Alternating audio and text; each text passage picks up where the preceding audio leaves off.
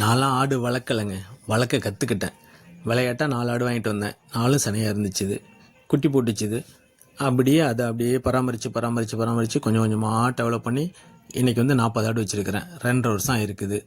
இடையில 2 ஆடு சினை ஆடு மறுபடியும் 2 சினை ஆடு வாங்கியிருக்கேன். இப்போ இடையில கிடாக்குட்டி ஒரு 6 கிடாக்குட்டி விற்றுருக்கிறேன். ஆடு தொழில் வந்து சரியான லாபங்க. நம்ம தான் அதை கரெக்டாக பண்ணுறது கிடையாது. நிறைய பேர் நினைக்கிறாங்க இது கஷ்டம், அது கஷ்டம், நம்ம பசுந்தீவனம் வேணும், நிறையா நிலம் வேணும், நம்ம பசுந்தீவனம் உற்பத்தி பண்ணுறதுக்கு அப்படி இப்படின்னு நிறைய பேர் நினச்சிட்ருக்காங்க. அதெல்லாம் தேவையில்லைங்க. இந்த காலத்தில் வந்து நம்ம வந்து உலர் தீவனத்தை வச்சு முழுசாக பார்க்கலாம். முழுசாக நல்ல வளர்ச்சி, நல்ல செம்ம ப்ராஃபிட் இருக்குது. ஆட்டுக்கறிக்கு வந்து எல்லா இடத்துலையும் எப்போவுமே டிமாண்ட் இருக்குங்க.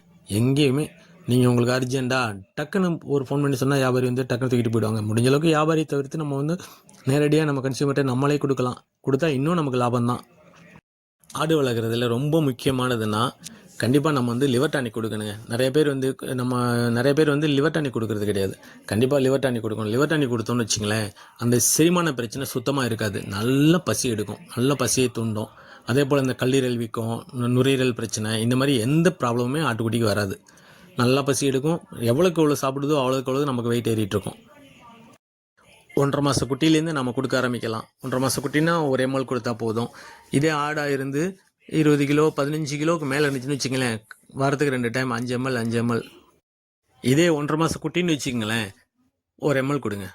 வாரத்துக்கு 2 டைம் 1 ml கொடுங்க போதும்.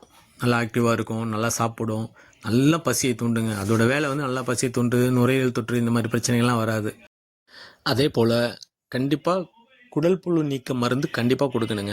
நம்ம ஹாஸ்பிட்டலில் கேட்டு வாங்கிக்கலாம், மெடிக்கலில் கேட்டு வாங்கிக்கலாம். கம்பல்சரி கொடுத்தாகணும்.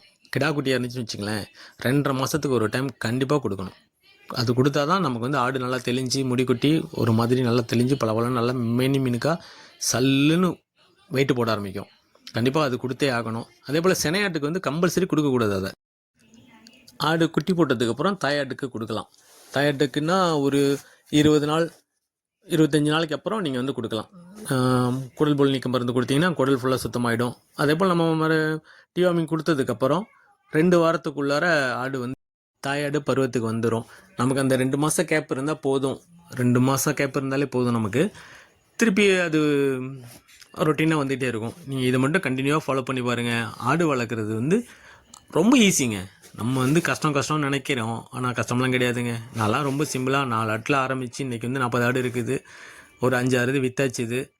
ஓகே தான். இப்போ வீட்டில் எல்லாம் சந்தோஷப்படுறாங்க. ஆரம்பத்தில் வந்து என்ன ஆடு வளர்க்க போறியா அப்படின்னு சொல்லி அவ்வளோ பிரச்சனை பண்ணாங்க. என்னோடய ப்ரொஃபஷனல் வந்து நான் வந்து ஸ்கூலில் டிரைவராக இருக்கேன். 10 வருஷமாக ஸ்கூலில் வேன் ஓட்டிகிட்ருக்கேன். இது வந்து ஒரு பார்ட் டைமாக தான் நினச்சேன். சரி வாங்கி வளர்க்கலாம் அப்படின்னு சொல்லிட்டு. ஆனால் நல்ல லாபகரமான தொழிலுங்க. தாராளமாக செய்யலாங்க. எப்போவுமே டிமாண்ட் இருக்குங்க. நம்ம எதுக்கும் கவலைப்பட தேவையில்லை. திடீர்னு என்ன தேவையோ டக்குன்னு ஒரு ஃபோன் பண்ணணுமா, வந்து வியாபாரி வந்து எடுத்துகிட்டு போனாங்களா, வித்தமா பைசா வாக்கணுமா, போயிட்டே இருக்கலாம்.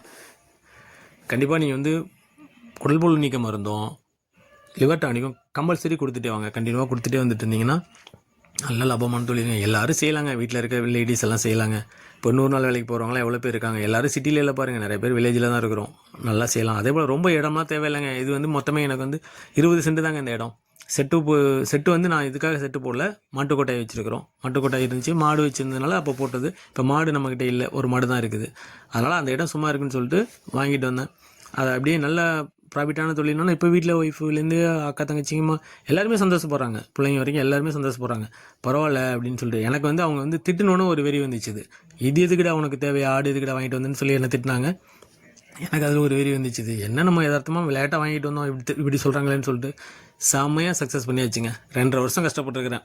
கஷ்டம்னா என்ன, அனுபவப்பட்டிருக்கிறேன். இப்போ நான் அனுபவத்தை கற்றுக்கிட்டேன். இப்போது என்னக்கிட்ட வந்து இன்றைக்கி கரண்டில் வந்து 22 தாயாடு இருக்குது. எல்லாம் சேர்த்து 4 இருந்துச்சு. நான் 2 வாங்கினேன். இப்போ அதை குட்டி போட்டு அதுலேயே நான் உற்பத்தி பண்ணி அப்படியே கொண்டு வந்தாச்சுது. 22 ஆடு இருக்குது. குட்டி வந்து ஒரு 13 குட்டி நிற்கிது இப்போது என்கிட்ட.